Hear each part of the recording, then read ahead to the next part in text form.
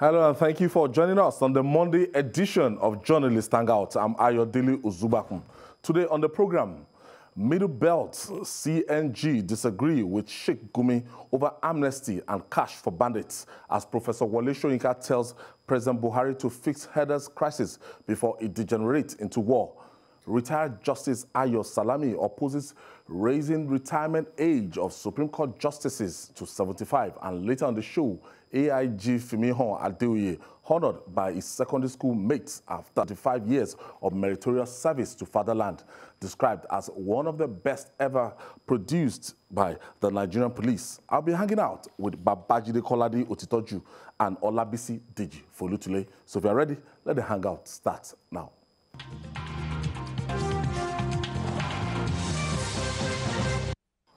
Thank you for joining us once again. Like any burning issue in Nigeria, opinions are divided over the call by an Islamic cleric, Sheikh Ahmad Gumi, for the federal government to grant amnesty to bandits. While the Middle Belt Forum faltered the call to use taxpayers' money to meet the demand of the bandits who have killed many Nigerians, the coalition of northern groups supported the cleric, saying government should set up a special intervention program for pastoral communities. Meanwhile, Nobel laureate Professor Wole Soyinka is urging President Muhammadu Buhari to act fast in checking activities of herdsmen to avert another civil war. He warned that the current situation across the country might develop into a civil war. Babajide, let's start from Sheikh Ahmed Gumi. The pictures we saw, the videos we saw last week, and it will make you to appreciate the enormity of the situation we have around. And I'm not saying that in any way represented all the bandits. That's just Zamfara states. And you saw their leaders clutching onto their AK-47 and everything, and you could see people, they were like revolutionaries in their own way, coming together, you know, to discuss with Sheikh Ahmad Gumi. Yes, as I've said before, we have bigger problems than we are prepared to admit. And I really sympathize with ignorant Nigerians, or reading Nigerians, who think this is just a mere fly in the ointment. The problem we face is enormous. If we are not careful, it could turn us to another Somalia. There are some parts of our country that bandits have literally taken over, including some local governments in the home state of the president. Castilla. This is really shameful. Castilla. This is really shameful. You can imagine in Dandume, bandits telling people that they must pay before they can access their farms. And we are watching, we are incapable of solving the problem. So people like Sheikh Gumi, people like Sunday Igboho, they've become necessities propelled by exigencies. They become, there are people who saw a lacuna, who saw a vacuum, and decided to fill that vacuum. The absence of governance. Because if government proves incapable of solving the problem, then individuals can step in and see how they too can solve the problem. The alternative is for anarchy to envelope the land. Sheikh Gumi, I've seen some terrible Nigerians asking, how did you get to know the bandits? How did you go there? Doesn't matter. You know, this man is a regular preacher. He used the medium of religion to get to these guys. And just as Alhaji Lai Mohammed said, they trust him. He told them, said, see. At a point in time, even Boko Haram, at a point in time, named President Muhammadu Buhari as a mediator under the Goodluck administration, he might not have to have ties with them. There is a bigger problem now. At that time, Boko Haram was limited to just a few states. We have a bigger problem now under this administration. Let's deal with the pack of wolves at the door before we attend to a clan of hyenas that reigned during the Jonathan era.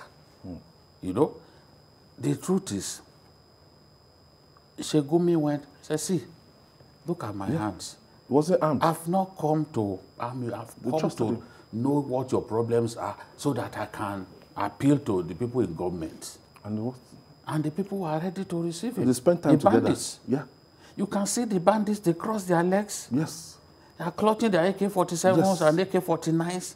Some of them with iPhone 7, iPhone 8, and the rest of them expensive phones. See, you cannot blame leaders of bandits who feel comfortable to come out in the open to do a meeting. Because, as I said a few days back, we know their leaders. We've not been able to kill any of their leaders. Bandits are now holding us to ransom. Including the one who slaughtered 18 soldiers. I say this because it's the truth. I know some people don't like it when I say soldiers are killed, but soldiers get killed in our land.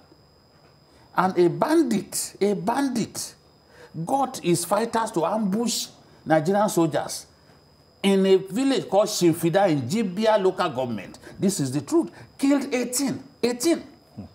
And he has not suffered the repercussion as we speak. And we know his camp.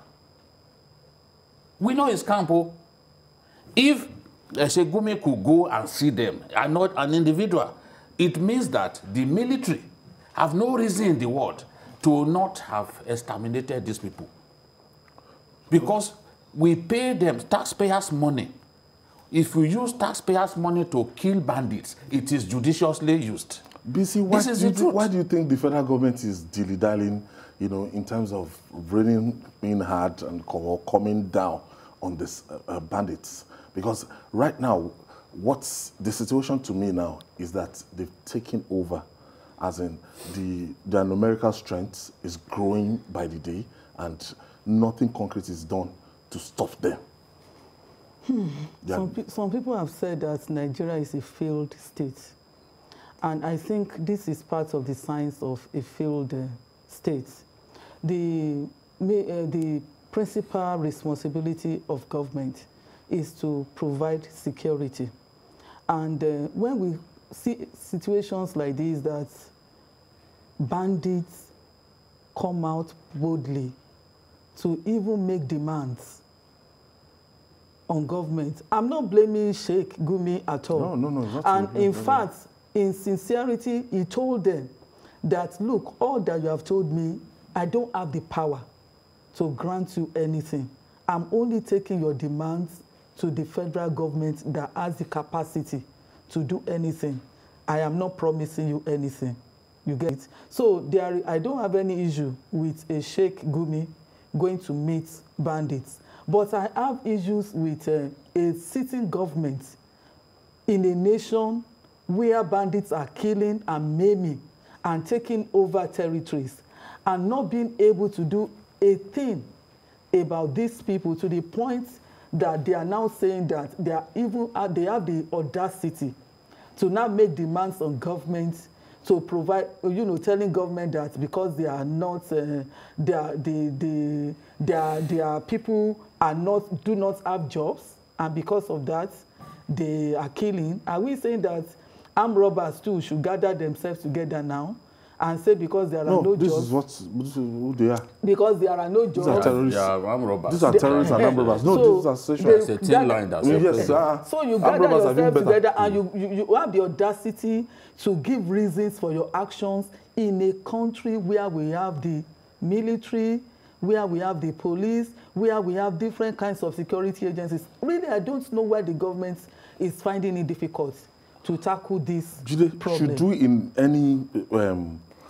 any guys, should we be considering amnesty for these guys? You see, amnesty for outlaws It's not entirely a bad idea. If after the amnesty, you will commit to peace, you will fulfill your obligation, your own part of the bargain. Like we had in the Niger Delta. Yes, there was a time when the Niger Delta militants were bombing pipelines. We thought we could use military. They almost brought the economy down. We thought we could use military Power, strength. yes, military might to bring them to their knees. But they were waxing stronger and stronger. At a point, even our soldiers who were going after them, they were drowning in the Niger Delta rivers.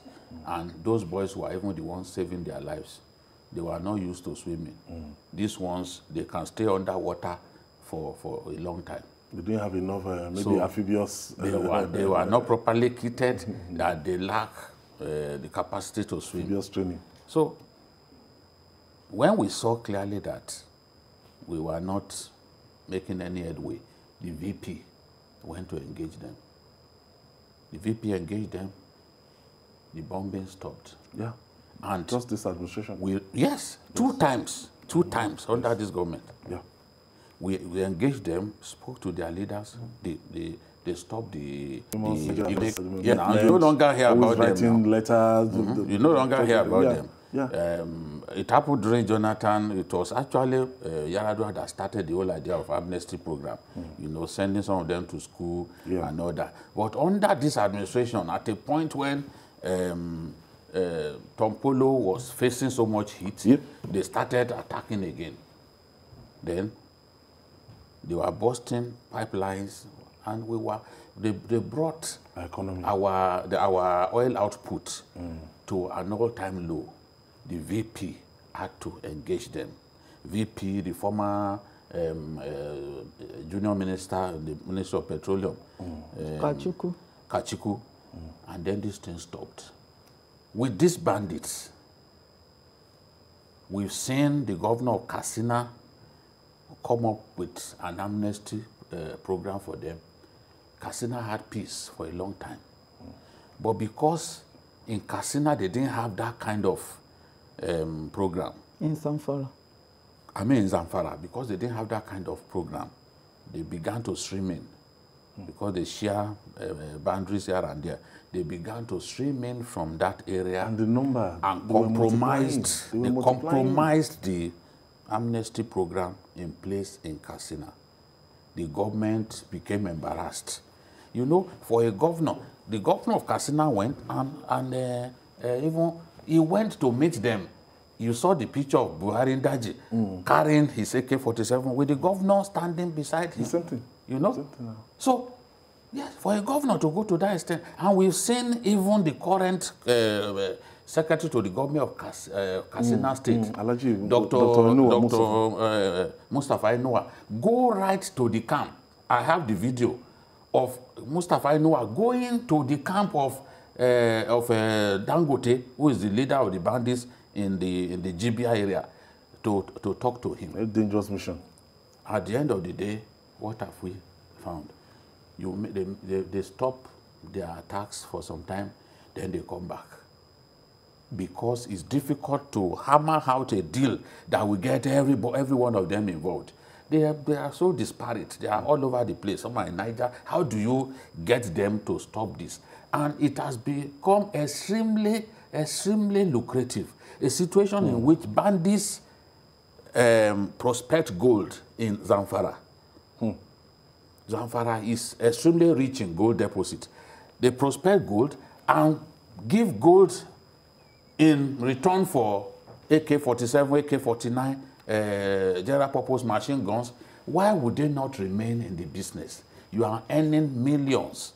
You can look at the federal government official that was kidnapped on Kaduna-Abuja highway, and they pay tens and tens of millions to secure the man's release. If you harvest that kind of money in one fell swoop, nobody will tell you that you should give it up. If they tell you, you will not listen. You would rather die than give it up. So this is the situation. The kidnapping economy is a very, very strong one. Now they are not prepared to give up. What I disagree with Sheikh Gumi about is claim that what is going on in Zamfara is insurgency, except if he doesn't know the meaning of insurgency. It's banditry, it's armed robbery, it's extortion, it's kidnapping. When you abduct human beings and you collect money on a daily basis? If it is insurgency, they will make their political demands. That you either do this. Boko Haram made it clear that it wanted a government of its own, founded on Sharia.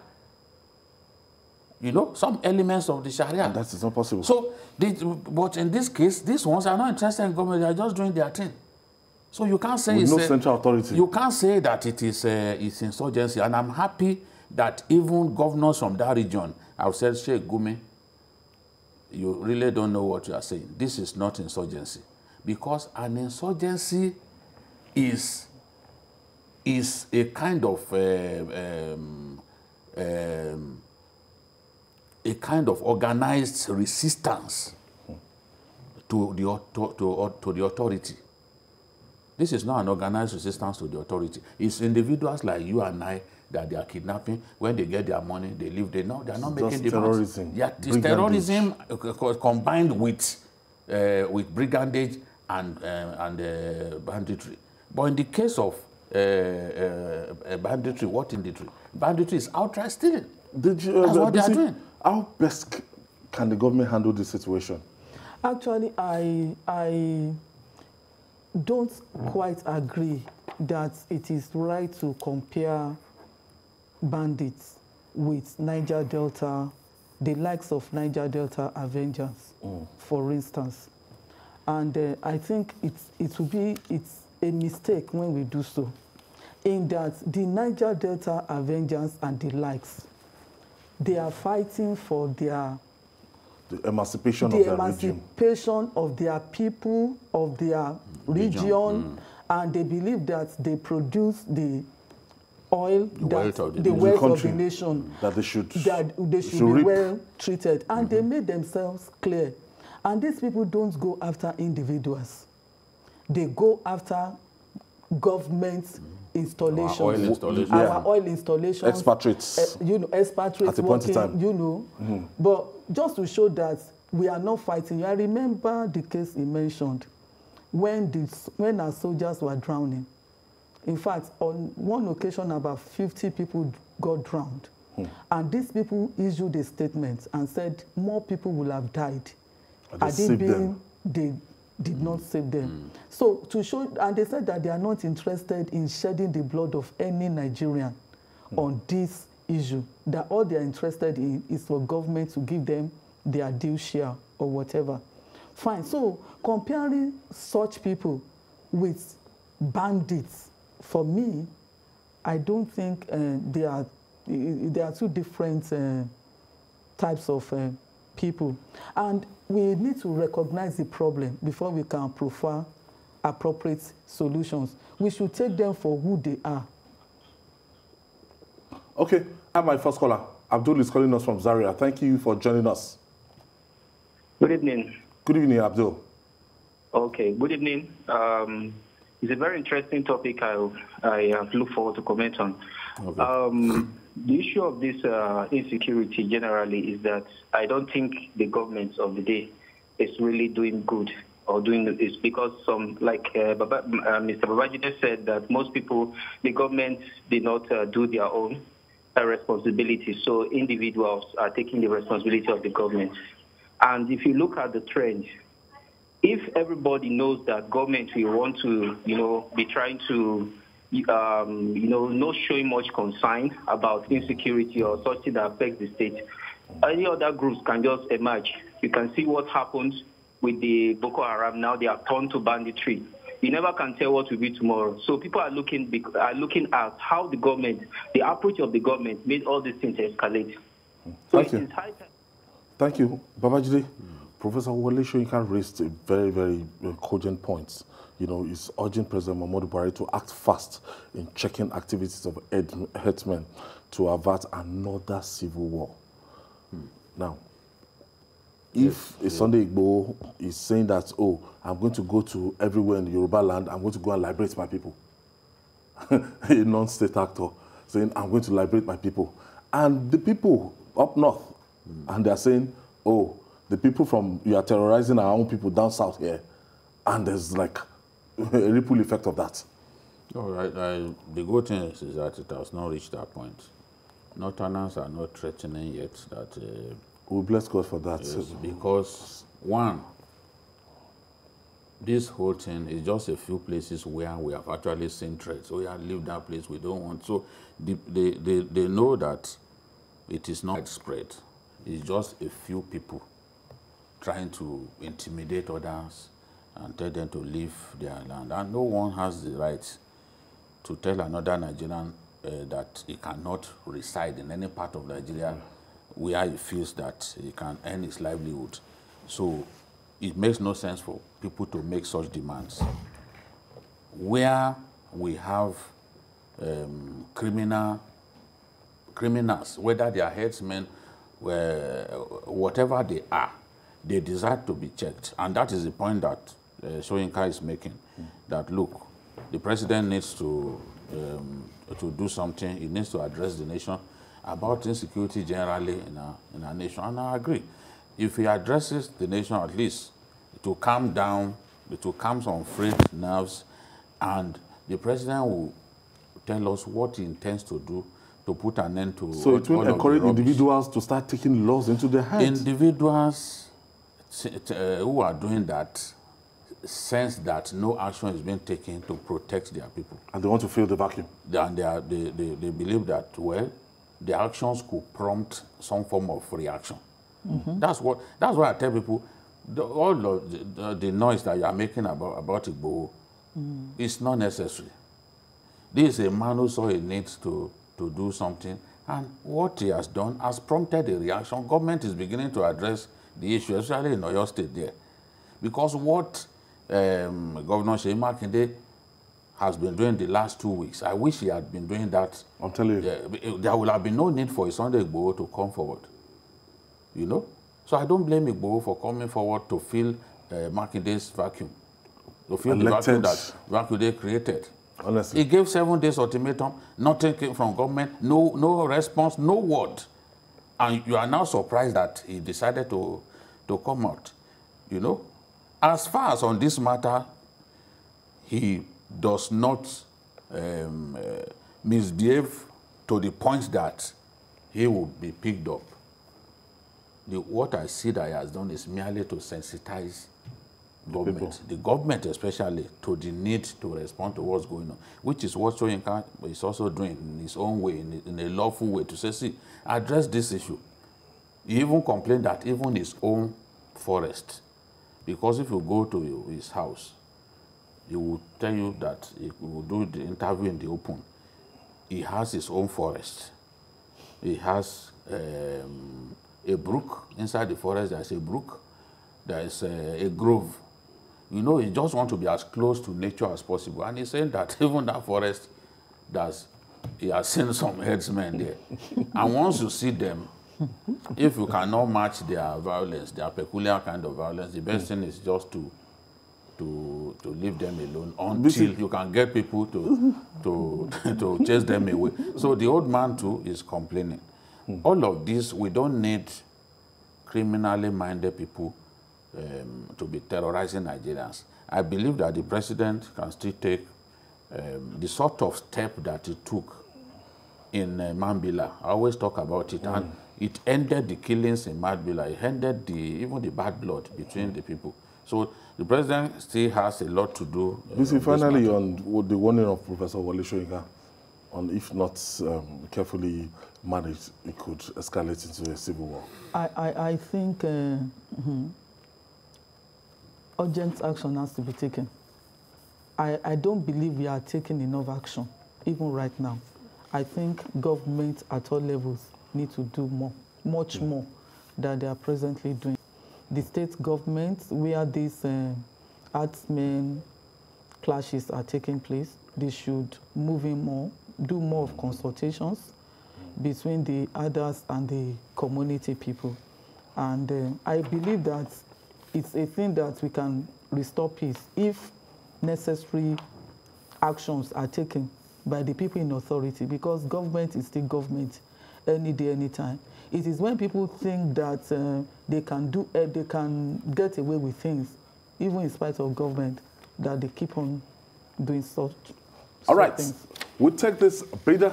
When we come back, we'll talk more. It's still Journalist Hangout. We'll be right back after this timeout. Please stay with us.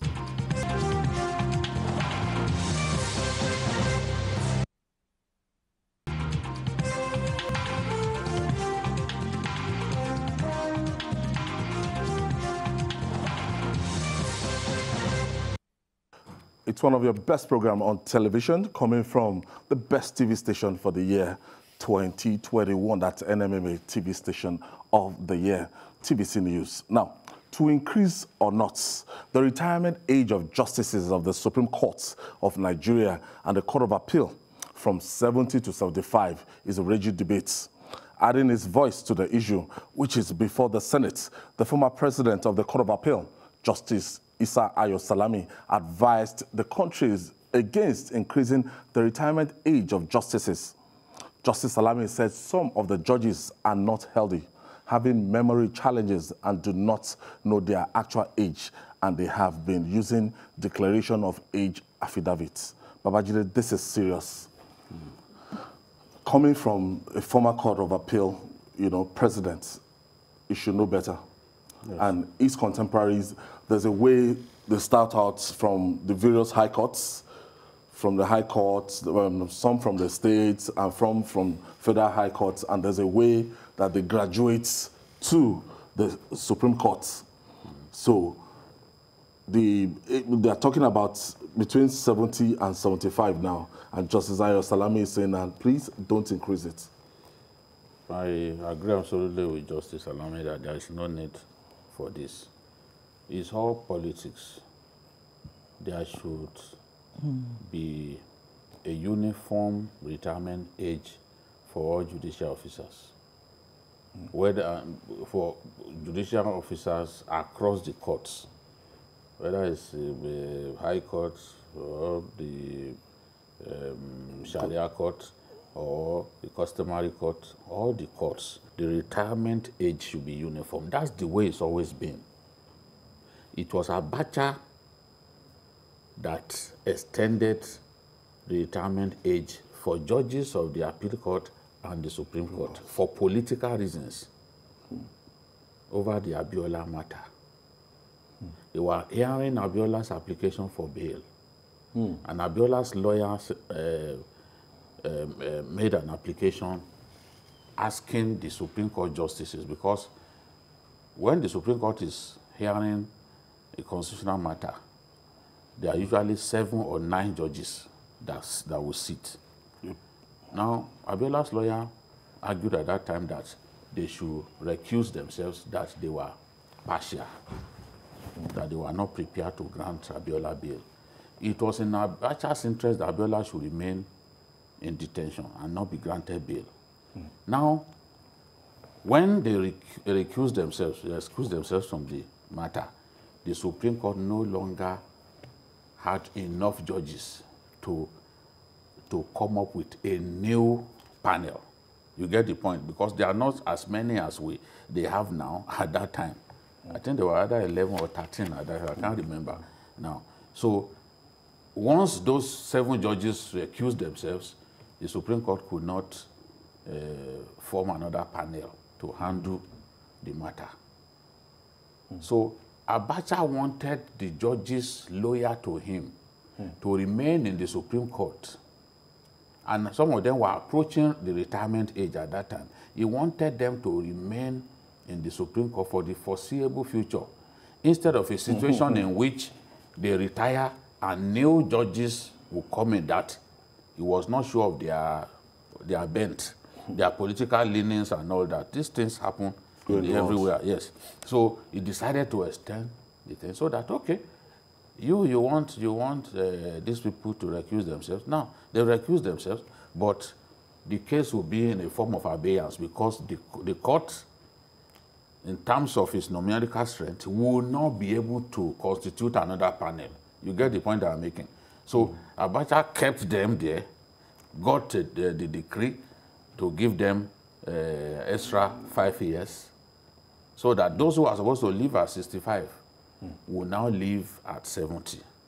Now, at this point, I really don't see any need to extend their retirement age to 75.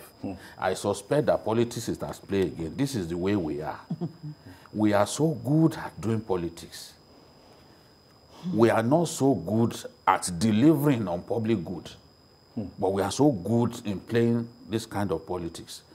Those judges already, you see, a lot of those judges, just as Baba Salami was saying, a lot of them are actually even older than their current ages. And we have seen judges who are dismissed for falsification of age. That one, the cases are there that we can cite. So he's saying that some of them are already even too old. You see? So if you do such a declaration of age, if you are already even 65 now, I mean, you're already 70 now, you did a declaration of age back then, you are already too old. If your declaration of age indicates that you are 65, your body, and you are actually even 75, your body will remain 75. Your brain will remain 75. Your thinking faculty will remain 75. Your capacity to deliver will remain 75. You won't be able to give your best. Some of them are even suffering, even judges suffering from dementia and forgetfulness, all kinds of things. At this time, we are seeing those things. That comes with, yes, with age. You can't compare Nigeria, given how can, at the age of 75, a judge will be subjecting himself to the rigorous writing of judgment for hours. That are so long. Short hands, long hands. The great judges that we talk about, Unemeka Agu, Oputa, Antonia Niagonu, Nikki Tobi, Elias, and Kaudia Short, the brilliant Kaudia Short. They were just there, 65. But we remember them for their contributions. They didn't leave, they didn't stay there until 75 years. It is not about the age, it is the capacity to function. So keeping them there, Lord Denning, yes, Lord Denning could have been 90 years, because in Nigeria we like comparing ourselves to those people. But when we tell them that those places are like, no, when we say that those places are like Sena climbs, they don't like to hear it. But when it's convenient for them, they like to mention. Lord Denning was about 90 years or so. But you know how terrible things are in our country. Sometimes you won't even have lights to do your work as a judge. You are forced to write longhand. Nobody should subject a 75-year-old man to such pain and agony. So I disagree. BC, what do you make of this argument? The question is, why the extension in the first instance? Is it because we don't have others who can fill in the space? Should they retire? Is that the reason? No. We have more than enough brilliant people in waiting that can actually fill those spaces. So, for me, I think it's political and it's obvious. It's obvious that it is political. You want your loyalists to remain in position so that when you need them, they can help you. They will be available for you. And we should go past... That's Abacha being reincarnated. We should go past this kind of shenanigans. We don't need it. If we want to really... I mean, look, most of these people, even at 70 in Nigeria, even at 70. What's life expensive? Yeah, what is equality? 70 is it's a huge age in Nigeria. At 70, yes, life expectancy is about 54. Yes, under now, 60. So you are 70, you are... You know what will happen? What will be happening? We'll just be burying judges while still in service. Or we will just be paying for their health... some of them, see some CJs, or some senile old men we just cannot perform. Keep them there. We send them abroad for medicals. Yes, and that's what the man is money. saying. And we don't need all of that. I don't think we need it. 70 is okay. If you work for 70 years, you should be glad to even go back home to meet your grandchildren. Yes, especially at that level. Yes, and spend the rest of your life enjoying with your family. I don't even think these people would love to extend their stay in service beyond 70 years. But some of them, some selfish ones would like to even be there till 90. Because they have ulterior motives. Yes. But for the people that are sane among them, I don't think it's something that they will naturally want to do. So I don't think it's a right thing to do. If it is still possible for the Senate to drop it, and I think it is possible, because no, what I even expect them to do, let's have uniformity. Why the dichotomy in the first place? They are all judges, they do the same job. Why should you make some judges of appeal court and Supreme Court last longer in service than others? And the 1979 Constitution, which is way better in the view of many Nigerians than the 1999 Constitution that the military gave us, prescribes 65 for everyone across board. How can yes. So if you want, yes, you can keep 70, but let it even be across board for all the judges. Why the dichotomy in the first place? This is what is a Senate that is truly working for the Nigerian people. This is the sort of thing that the Senate should be doing. The Senate should be saying, oh, at this time, we do not even want dichotomy. Let all judges live at the same age. Because there is the same work that they do. What, 75 years? How many of them? We've seen some people become CJN. After a few years, even before they are 80, they are gone. And they die. You know, they die. So what is, why should they be up to 75 years? Okay, reaching home stretch now. If bad deeds should not go unpunished, then good acts deserve appropriate reward. A retired Inspector General of Police, that's Olafimihan Adeoye, has been widely described as one of the best and most incorruptible men in the Nigerian police has ever produced. So, his classmates at Offa Grammar School, Offa in Kwara State, decided to honor him with a surprise reception for his contribution to crime prevention and control.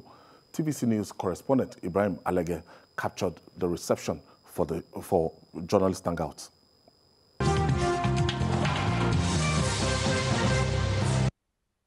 So we have resolved to discharge our duty strictly in accordance with the law.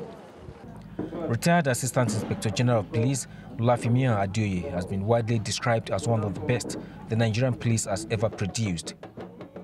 Now retired, his contribution to crime prevention and crime fighting will not go unnoticed. His impacts were felt in every part of the country where he served.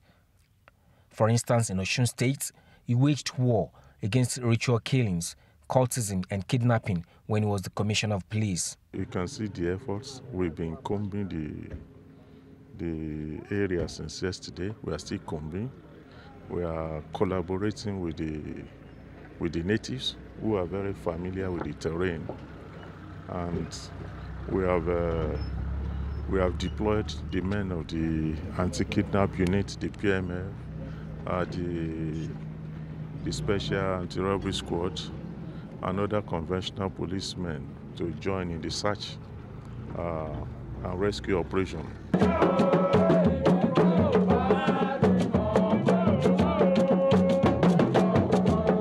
After his retirement, his 1977 classmates of Offa Grammar School, Offa, Kwara State, organized a surprise reception for him. My friends and my brothers are qualified to be tagged chief coupist,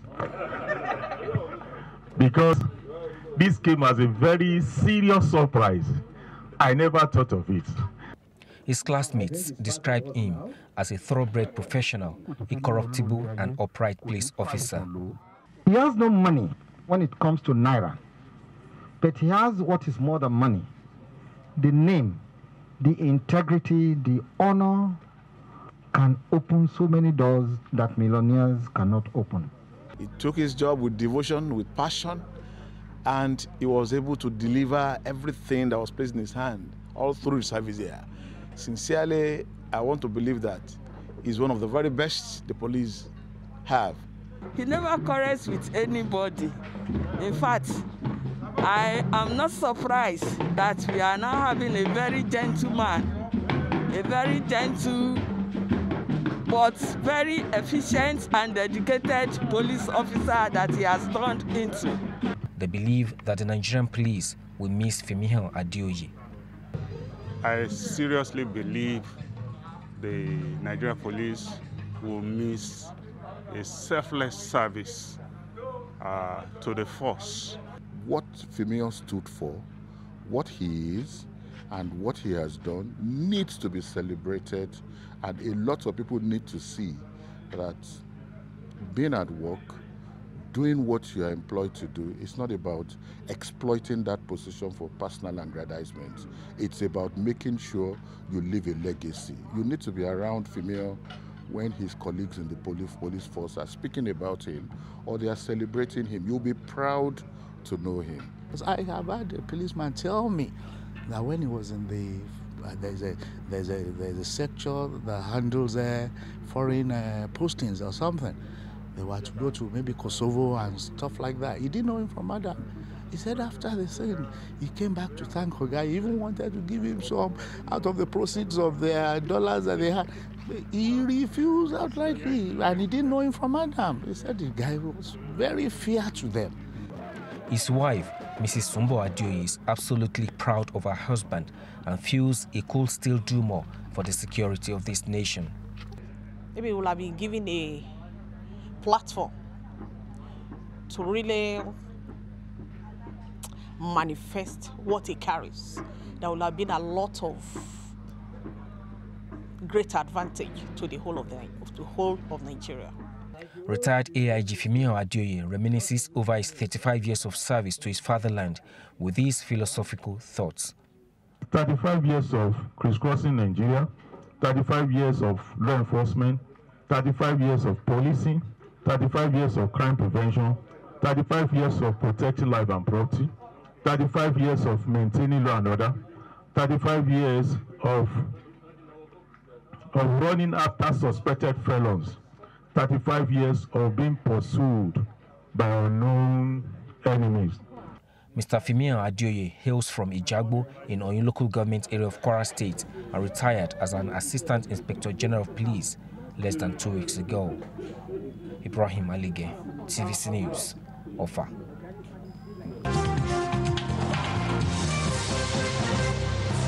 Remind me of the Bible saying, seest thou a diligent man in his business, he shall stand before kings and not ordinary men. Babajide, this is one of the Nigerians that we want to, celebrate people that they're like a role model, shining light in whatever they've done and they're still doing. Yes, and Femi Adeoye is an exemplary Nigerian. It's difficult in today's Nigeria to find someone like a policeman like Femi. You can't bribe him. Upright. You can't bribe him with money. You can't bribe him with women. This is like the third time I've had to talk about him on the program. Yes, because it's not our duty to simply condemn Nigerians. We should be in position to also praise Nigerians who have been exemplary in their conduct, in their service to their country. Yes. This man, you need to talk to policemen about this man, those who had encountered him. Not Nigerians who will simply say, oh, anybody who is a policeman must be corrupt. There are still people in the police that they would rather die than collect bribe. There are still people in this country. Possible. It's not every Nigerian who has a price. It's sheer stupidity to imagine that every Nigerian has a price. Some individuals, when they see you with some people, they say he must have been bribed. He must have been, this is PR, he must have been bribed. But this is a man we have never seen, none of us have seen him before. This is like the third time I'll be discussing none of us have seen him before. But his reputation, people keep talking about him, policemen talking about him. I've never met him. I don't know him. I've not seen him before. Okay, you can see But I know that his dad, I mean his parents, attended the same church as my parents, but I've not seen him as an individual in my life.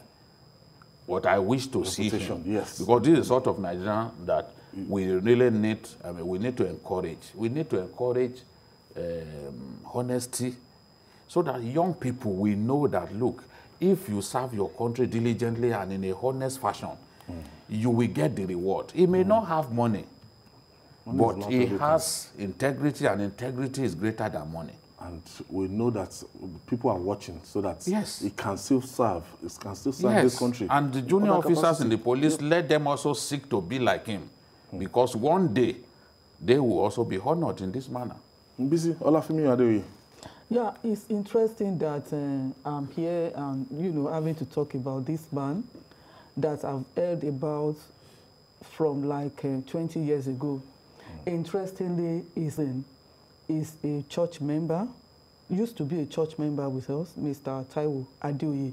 Okay. And he used to speak highly. The animal science. Yes, of him. So even when I realized that you were featuring him today, I was very happy.